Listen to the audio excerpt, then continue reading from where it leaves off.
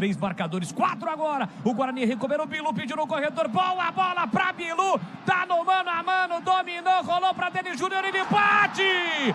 Gol! É gol, é gol, é gol, é gol, é gol, é gol, é gol, é gol, é gol, é gol, é gol, do Bugre!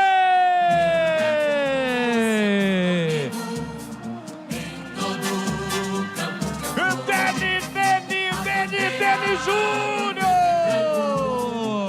Tem a 9 estampado na camisa!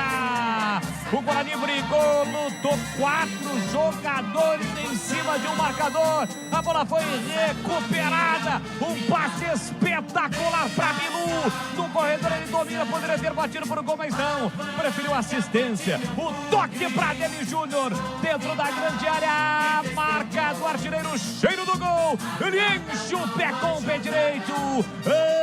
Amplia no brinco.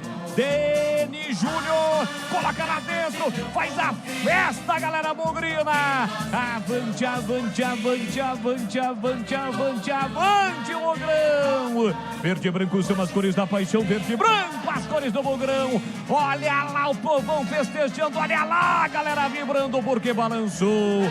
Balançou a rede, é gol, e é gol do Bugrão. Denis Júnior aos 20 minutos de bola rolando do segundo tempo, solta o grito. Grita comigo, galera bugrina. Vai forte, mais forte. Tá registrado, o gol é de Denis Júnior. Guarani 2 pro Guarani, 0 pro Botafogo. O Wallace não chora não, goleirão, a bola dorme no fundo da sua rede.